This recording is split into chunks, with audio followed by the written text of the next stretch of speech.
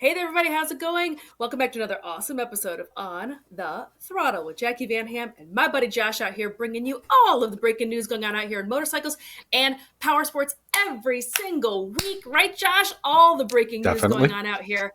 For today's show, I am going to be talking about Triumph Motorcycles is on tour, and it seems like everything going on in motorcycles is going on in Las Vegas. And beep, beep, beep, beep, beep, beep, some spy pics, Josh. You know that's one of my most favorite things out here. Looks like Moto Guzzi is going to have a baby. Josh, what you got going on in your neck of the woods? We're going to find out if you can have your cake and eat it too. And then we are also going to find out about a new place that you're going to be able to ride. Well, it's a bunch of places that you already can ride, but you can ride them better with more information and probably not get lost. Oh, all right. Well, we're all going to have to wait to hear about Josh's exciting stories after this word from our sponsor.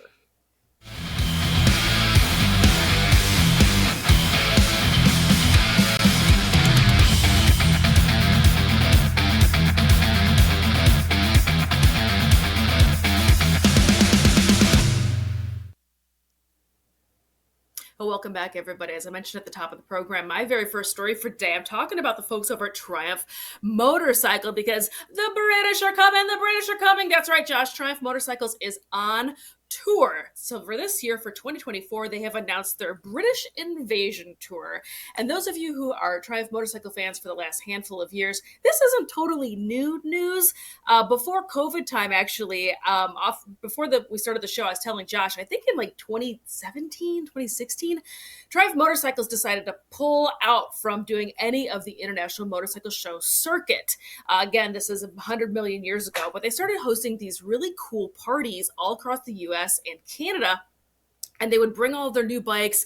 They'd host them at a dealership or at a very cool location. And it would be like this just rad celebration and rad party. Very clever, very cool idea. Well, they are redoing this idea again with their British Invasion Tour. So I want to go ahead and chat about it a little bit on today's program because it is underway. It's going on for the next handful of weeks. As you can see by the slide on your screen, those are the dates that the Triumph Motorcycles are going to be touring around the U.S. Now, here is where it gets a little bit interesting, and I thought a little bit spicy on the internet, because as I was doing a little bit of research, Triumph was taking a little bit of a beating in the comments, because as you look through these dates and locations, there seems to be kind of a handful of middle parts of America missing, which is a bit of a surprise. In previous years, they were always really careful to go ahead and select some cities in, Chicago or Milwaukee or Indianapolis or other middle parts of the U.S. where they have really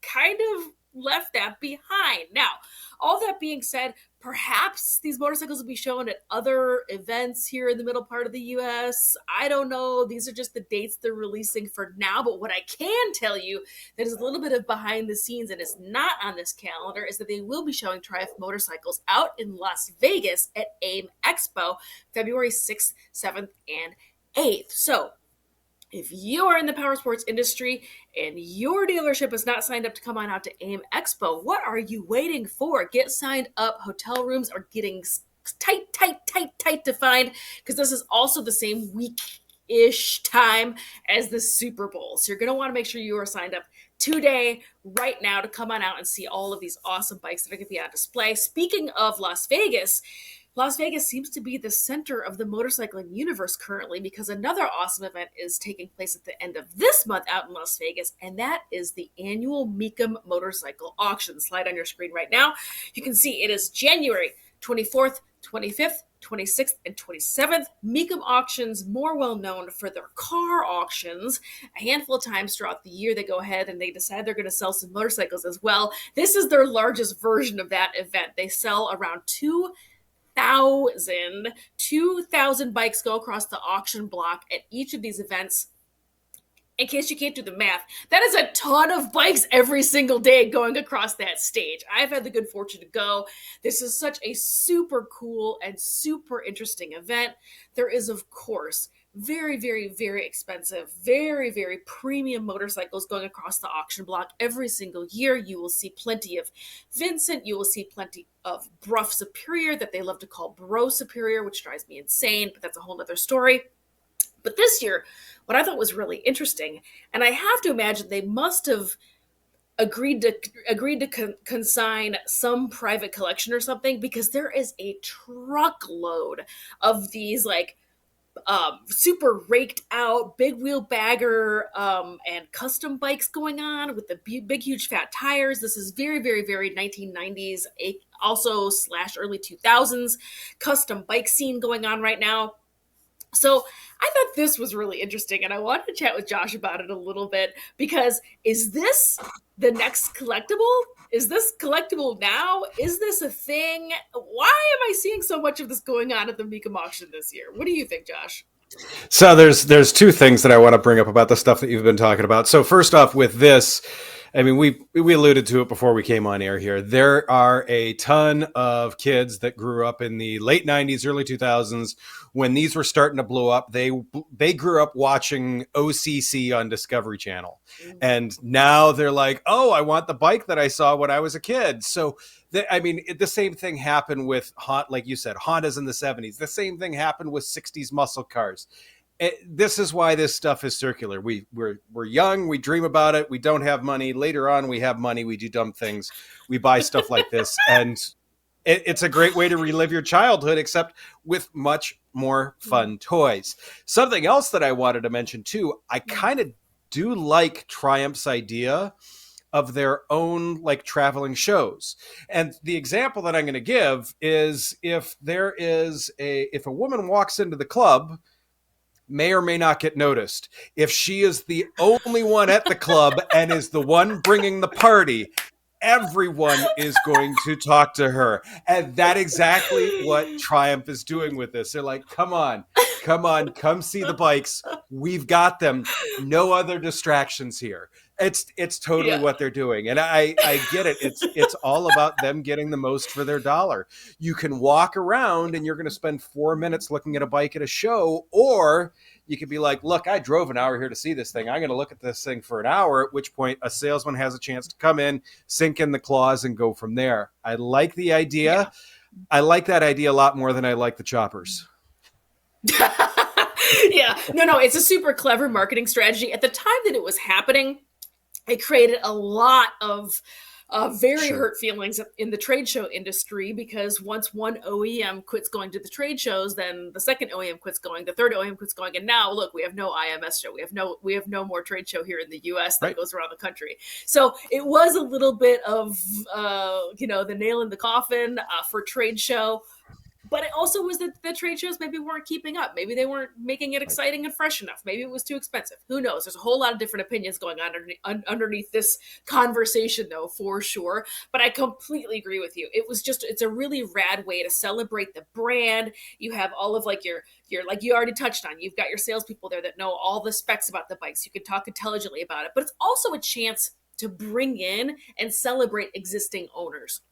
Sure. Because that's also what they do. It's the very top of their guest list is people that already own into the brand that they have in their database. So they go ahead, reach out to those people, give them a little bit of love, give them a couple free drinks, make a little party out of it. It's a great idea. Anywho, while we were talking Vegas, though, I wanted to be sure to touch on, as I already did, the fact that AIMExpo takes place in February. If you have not signed up for this, you need to get it done, because it is huge this year. Triumph is back. Several other OEMs are back. It is absolutely packed. I saw the floor plan. There is everything under the sun represented at this show this year. I am super excited for it.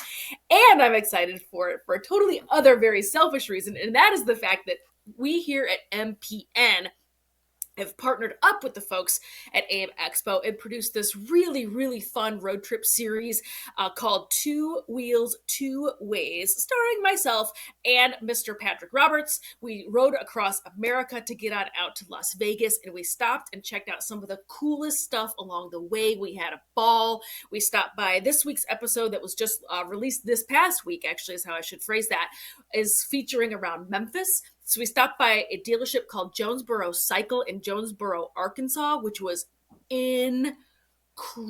If for any reason you are in that neck of the woods, you've got to stop by and check out this dealership. Josh, it was massive. They literally had a boat showroom indoors. Most places that sell boats, the boats are all outside. Nope. Not here. It's so huge. They had boats inside. They had ATV, UTV side by side inside. They had 4 wheels. They had 3 wheels. I mean, anything you can imagine is at this place. Anyway, so that's Jonesboro Cycle. And then we also were in Memphis. So, of course, we stopped by Graceland. And anyway, it's an amazing episode. Make sure you go and check it out. The first 2 episodes are already posted. They are live here on Facebook and on our YouTube channel. And then we've got episode number 3 coming out this week. So make sure you go check that out. Josh, what you got going on for your first story? So we're going to talk about the facts of life here, because you take the good, you take the bad, you take them both, and you're going to have a fact of life with that. Cake is what we're actually talking about in this. And the good was the fact that last week we talked about how this very motorcycle did a trip of Africa. Yes, an electric motorcycle. And then now this week, unfortunately, here comes the bad part. They are recalling certain Calk and Calk Inc. models. It affects only 264 bikes, but I wanted to touch on this either way. 264 bikes between 2018 2023. It was initiated due to a reported fire incident involving a unit during charging in a South Korean dealer facility. So wasn't here, was overseas, the issue, things of that nature. So there's an investigation that went in. It's on a battery safety issue. These are lithium-ion batteries in this. So what they found is there are a number of serial numbers out there that have a slightly different chemical composition, which makes them being susceptible not to fire, but to being pushed outside of the operating range during charging. So bikes, I mean, they're set up, the chargers are set up to charge these bikes at a certain rate, at a certain load, and a certain way. And if some of the cells in there aren't charging similarly to others and they're being pushed harder, obviously electricity is trying to spread out evenly throughout all the cells in these battery packs. Well, 1 or 2 of them may turn into candles, which is not usually a good thing. The recall is just going to involve a repair program replacing the current lithium-ion batteries with one containing cells from a different chemical composition, obviously one that's meant for the chargers, because they want to make sure that they still keep up their charging capacities with this. Cake is going to notify owners directly about the recall before January 12th of last week, obviously.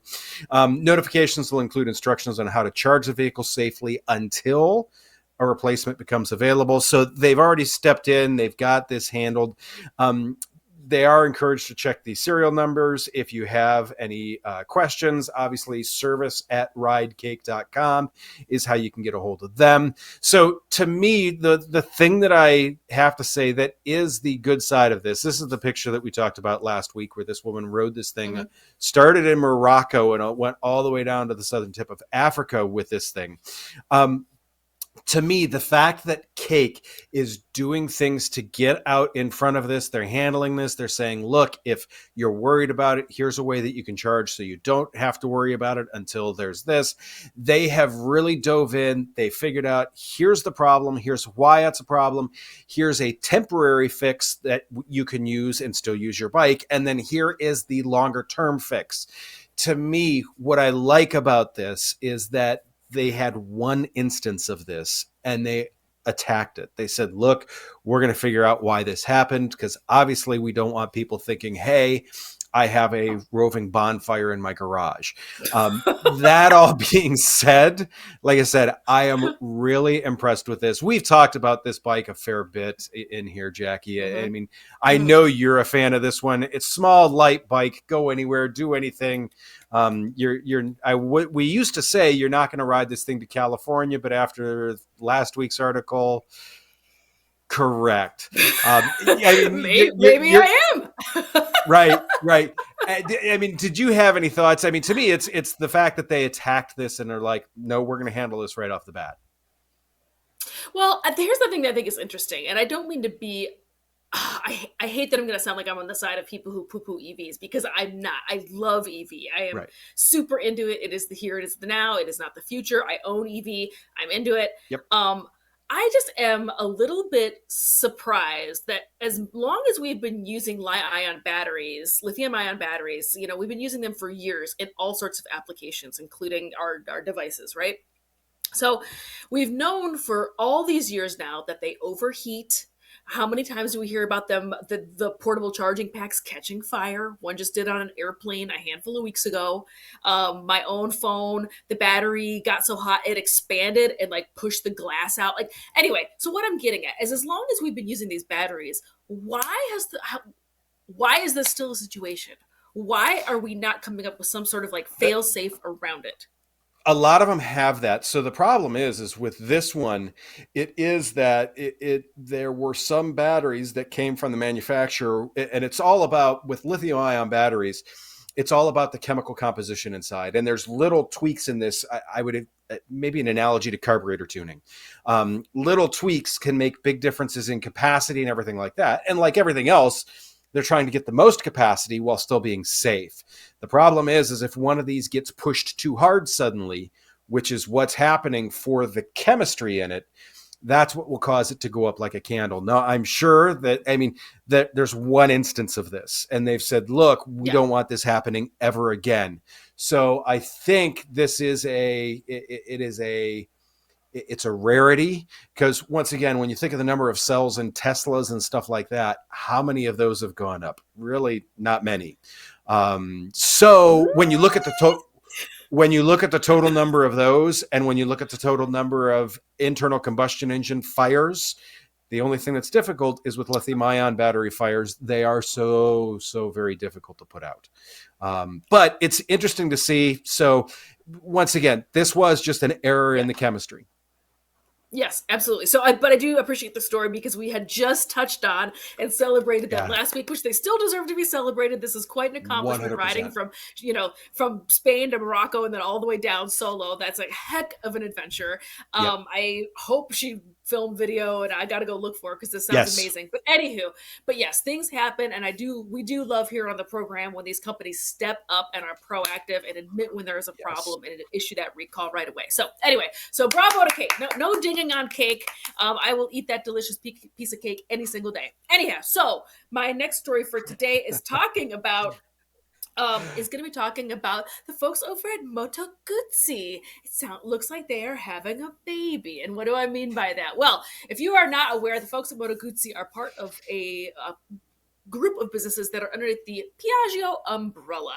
Some of the brands over there are making motorcycles based in Asia. Not a huge shock. It seems like Josh and I are talking about this every single week, that every single manufacturer is putting more and more and more eggs into the Asia basket for a multitude of reasons. One, keeps the cost of manufacturing down. Two, they can sell it within Asia market without having to pay an additional tax on it. So it's not a terrible shock, but I was a little bit surprised to see that this potentially might be coming from the folks at Moto Guzzi. Let's go ahead and jump on into this story.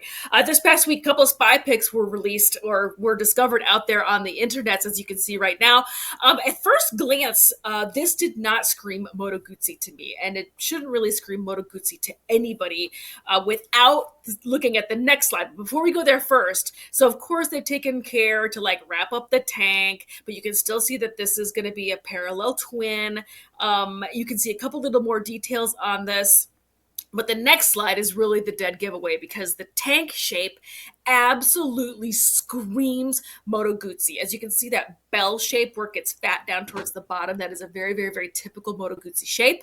However, parallel twin from Moto Guzzi, clutch my pearls, because here's where I'm on the struggle bus, Josh. I understand that companies need to make smaller displacement motorcycles in order to start bringing people into their brand and then grow them through the brand and put them on the bigger bikes. I get it from a sales standpoint. I get it from a marketing standpoint. I get it. But I am absolutely one of those old timers that is like, if it isn't that V-twin, that transverse V-twin, it just is not a Moto Guzzi. But this is supposedly what might be coming from the folks at Moto Guzzi. Again, this bike is a total dead ringer for another Aprilia bike that is made in Asia. Aprilia is underneath the Piaggio brand umbrella as well, so they're kissing cousins. It makes sense. Josh, what do you think about this potential little itty-bitty baby from the folks at Moto Guzzi? Moto Guzzi, Honda Hornet. I mean, it's the same thing in this. It really is. To me, I get kind of while they're doing it. but boy, it's tough for me to look at that and say it's not diluting the brand. Their brand, like you said, it is that opposed V. I mean, that transverse V. I mean, that is what they do. It's what they do well. Um, yeah, I wish them all the best in this, but it's just weird. I'm going to need some time to cry to get over this. I know, I'm going to be in my feelings about it. And before you eat me alive in the comments out there, I am aware that the Transverse V was a relatively new engine from Moto Guzzi starting in the late 1960s, early 1970s. Before that, they did not do the Transverse V. I get it. So take your Still haterade 50 years elsewhere. old. Exactly. For the past 50 years, I'm just used to looking at this brand a certain way. I am old. Change is hard. Anywho, Josh, that's what I got to say about this story. What you got going on for your second story today? Well, if you're like me and like going out in remote areas and thinking you're lost while not being lost, and you want to go to Northern California because there's a lot of great scenery there, coming up February 17th, there will be a Northern California CABDR. Yes, I said BDR yet again. Have I mentioned the BDR before? I think I have. So the route's release has been delayed a number of cases just because of the fact they've had to reroute because of some of the forest fires that have been going in the region over the past couple of years. This is designed with more beginner riders in mind. There are some less challenging things to it overall. This is not one of those rides where if you're looking to go out and every day get in over your head like I do, this is going to be a great place to go. In the same sense, they do have some challenging spots, and there are some advanced sections that you can take that if you think, hey, I'm just bored of this double track, I want to go up and do something dumb, call me, we can do that together. The route is 70-30 in terms of dirt to pavement ratio, which is absolutely awesome, which means you're out in areas like this one that you see on your screen here. Ooh. That scenery is not bad. I would like to go there. Like I said, there's some of those advanced sections, many dirt and gravel roads. There's tons of opportunities for views like this. Like I said, it is coming out the February 17th as they always do. It is coming out with one of their longer video releases. Those are always extremely well done, extremely well produced. Tons of great drone footage, tons of great on-bike footage, tons of great comments from the people that went on that ride that really kind of laid that plan out for the first time. Once again, it will be equipped with resources, including free GPS tracks, a Butler motorcycle map, and they will have all sorts of stops and everything like that. Remember, the purpose of BDR is to go out and to support these small rural communities with some tourism and doing dumb tricks like this.